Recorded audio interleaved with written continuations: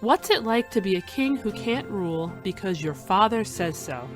Today's episode jumps back to 12th century England and explores the life of Henry the Young King.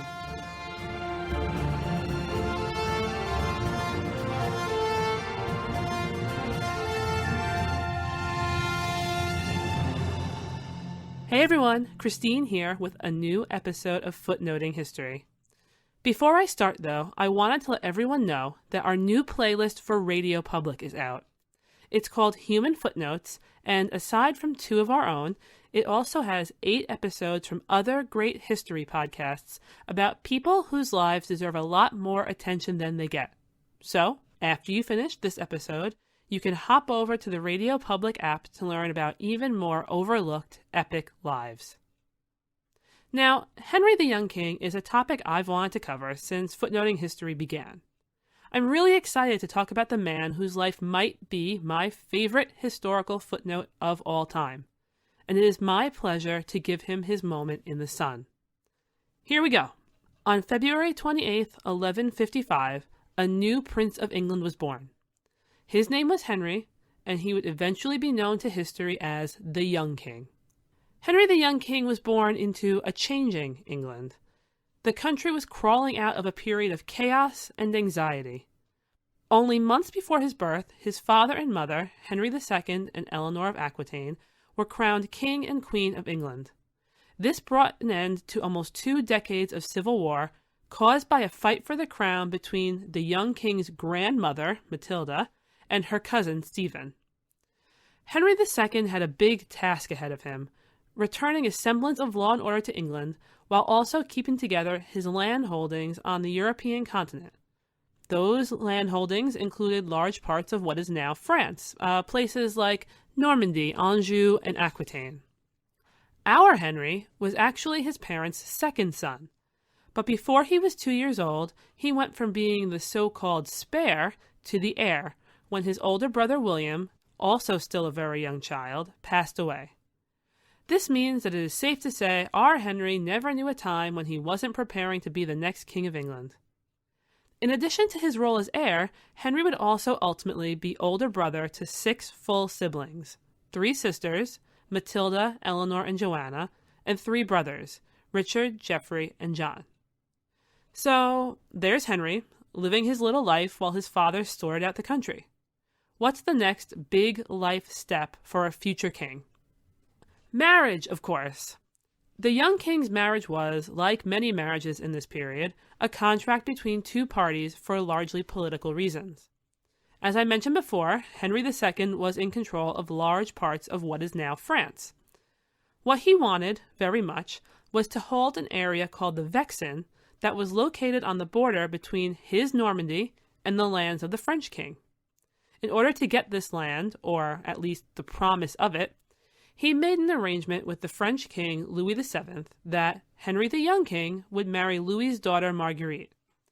This way, the French king would see his daughter become Queen of England, and Henry II would see the Vexin become part of his holdings as a result of Marguerite's dowry. The marriage took place in November of 1160. If you do the math, Henry the Young King became heir to the throne before he turned 2, and was a married man, or boy, the year he turned 5. His wife, the little Princess Marguerite, was still a toddler. Much like I said he probably wouldn't remember a time before he became heir, he probably wouldn't remember a time before he married either. As he grew, Henry's life remained tied to the plans of his father, as was typically the case of children of important rulers. And by extension, it was entangled in the politics of the day. But it was a clash of personalities as well as politics that led to the third big moment in our Henry's life, one that actually made him Henry the Young King. King Henry II was all too aware of what a problem succession could be. After all, his mother had to fight a war over it, and he didn't want something like that to happen again when he died. His solution was to employ a method that, while popular in other areas of Europe, had not been used in England since well before living memory. Henry II wanted to have his son crowned king while he, the father, was very much still alive. This way, he could see his son be recognized not just as heir to the throne, but as the anointed associate king. Succession then would be as secure as it could ever be. The thing about the coronation of an English king, though, is that it's supposed to be conducted by the Archbishop of Canterbury. But the current Archbishop of Canterbury was Thomas Becket. Becket had once been Henry II's close friend and served as his chancellor. At one point, he even had the young king living in his household to be educated.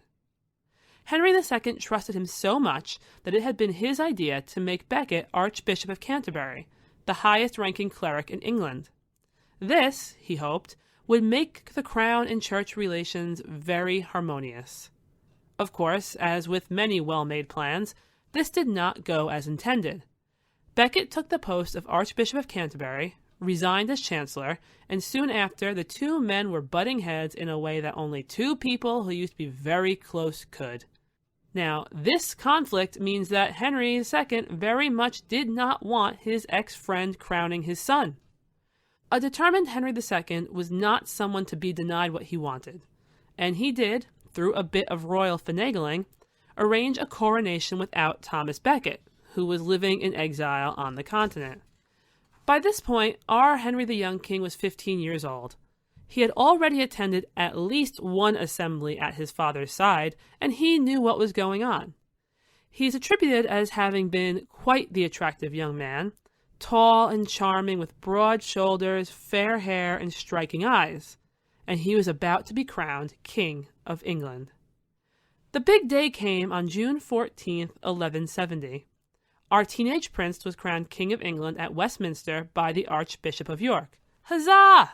England now had two kings, Henry II and his son, our Henry, the Young King, because they had both been anointed in a sacred religious ceremony and now held the same position. This coronation may have pleased Henry II and secured the succession, but it also made a lot of people upset. One of these people was Louis VII, who took exception to the fact that his daughter had not been crowned with her husband. This grievance was eventually remedied in August of 1172, when Henry the Young King had a second coronation, this time performed by the Archbishop of Rouen, where his wife was crowned too. With that affront fixed, the young king was all set to be an associate king until the death of his father, and then take over the reins of government by himself, whenever that might be. But there was a problem. Until that time came, Henry the Young King pretty much had nothing to do. To make matters worse, he was supposed to be the highest ranking of his brothers. He was, after all, the only one who was a king. But he ended up being the one with the least power. Richard got invested with the lands that came into the family through their mother, while Geoffrey was set to become Duke of Brittany. But for Henry the Young King, the biggest what the heck moment came when his father decided that 3 castles were going to be given to his youngest brother John, who was still a child. This chafed at the young king, and combined with being continually denied any authority in the lands he had done homage for, it began a power struggle between father and son, king and associate king. Soon, Henry the Young King fled from his father's court to the court of his father-in-law, Louis VII. The breach was made. Antagonistic relations between Henry II and our Henry were of benefit to the likes of Louis VII. He would enjoy few things as much as seeing Henry II's massive domains break apart. So, of course, Louis VII had no problem aiding and encouraging his son-in-law. He even went so far as to assert that the young king was England's rightful ruler. Henry the Young King had some rather interesting allies in addition to the French king. His brothers, Richard and Geoffrey, the two who were already basically set with lands under their control, supported him. His mother, the formidable Eleanor of Aquitaine, also tried to join his side. Unfortunately for her, though, she was apprehended by her husband's men before she reached the young king. And as a result of this show of disloyalty to her husband, she spent roughly the next decade of her life in captivity. A+ for effort, Eleanor, but not so good in the execution. Also helping Henry the Young King, though, were Philip, the Duke of Flanders, and William, King of Scots.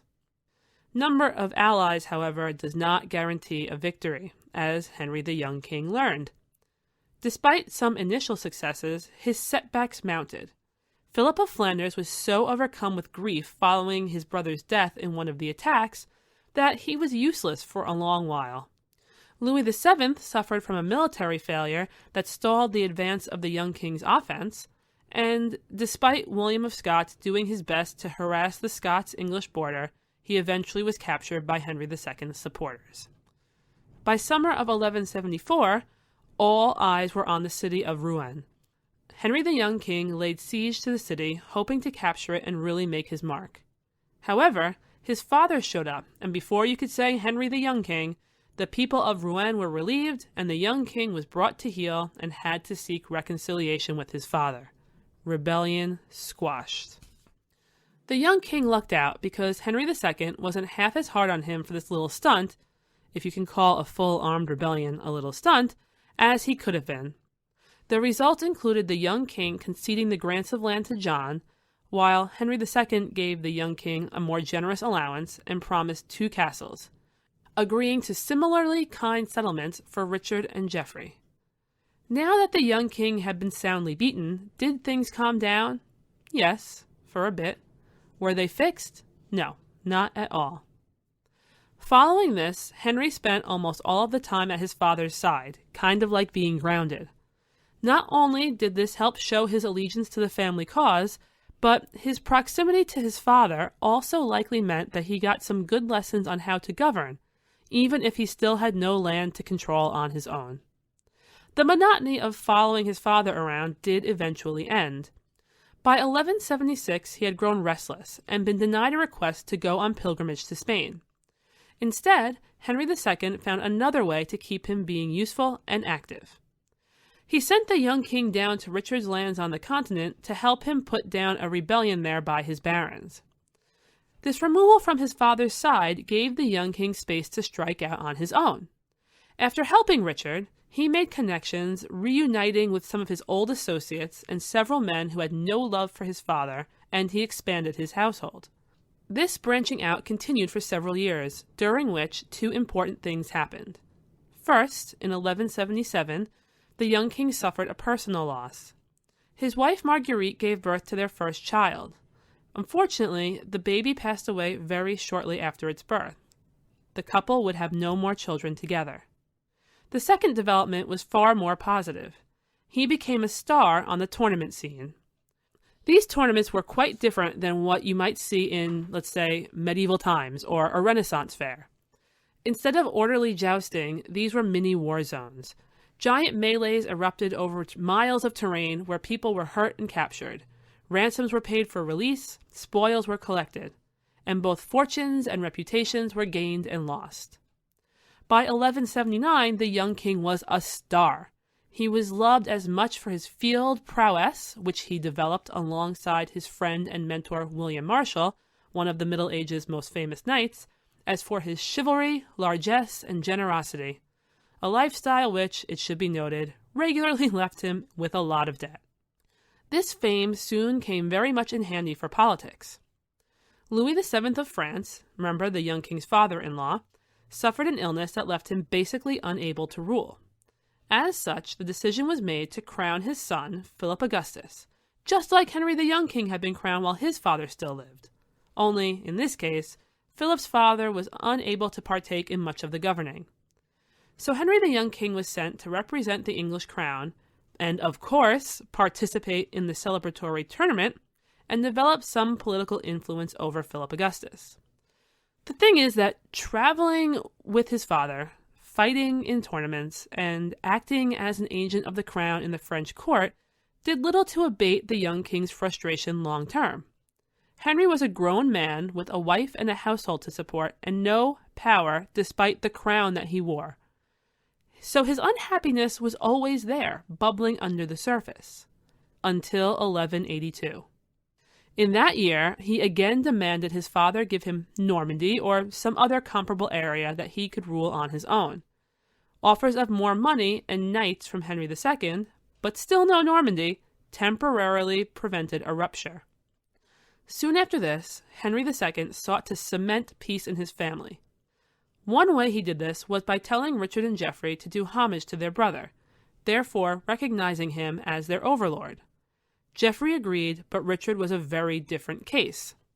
He was already at odds with the young king over control of a castle and Henry's support of his discontented barons, so he balked.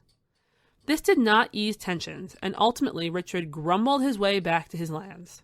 Soon, however, the young king was down there too. And as you can guess, this did not go well. The situation quickly devolved into the second armed family squabble in a decade. The young king took up in Limoges and was supported by his brother Geoffrey, using the city as a rallying point for everyone who didn't like Richard. And maybe perhaps they would prefer him, Henry the Young King, as their leader instead. Henry II attempted to intervene, but ended up having arrows fired at him, which, as you can imagine, would not make somebody like Henry II very happy. Even though the young king called the incident a misunderstanding, it set the tone for the entire ordeal, and terms appeared less and less likely to be reached.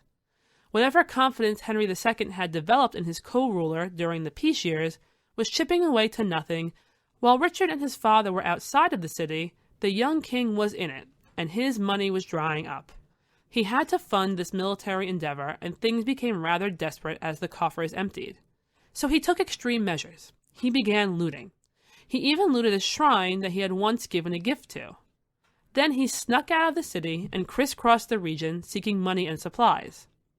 It was during this, in the spring of 1183, that the young king fell ill, which is really, really bad timing. Soon he was bedridden in a small town with dwindling hopes for recovery. Aware that his health was rapidly failing, the young king begged his father to come see him so that they could reconcile. Already burnt too many times, Henry II decided not to go. Instead, he sent an envoy with one of his rings as a token. The young king never saw his father again because he passed away on June 11th, 1183, of dysentery at the age of 28. Perhaps the most intense reaction to the young king's death came from the city of Le Mans. It was the young king's wish to be buried in Rouen Cathedral, so his body was conveyed north towards Rouen. That would make sense. On the way, though, the cortege was stopped at Le Mans, where the young king's body was taken and interred in their cathedral. That was not the plan at all. His body was basically stolen.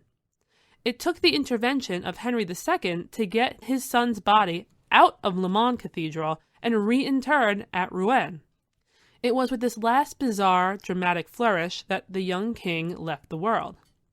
By dying before his father, he was not only denied ever ruling on his own and truly being Henry III, but he also ended up relegated to often just a reference in the biographies of his father and brothers, something that you can well imagine would not have pleased him.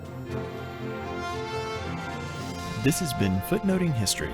If you like the podcast, be sure to visit our website, footnotinghistory.com, where you can find links to further reading suggestions related to this week's episode, as well as a calendar of upcoming podcasts. You can also like us on Facebook and follow us on Twitter at History Footnote. Until next time, remember, the best stories are always in the footnotes.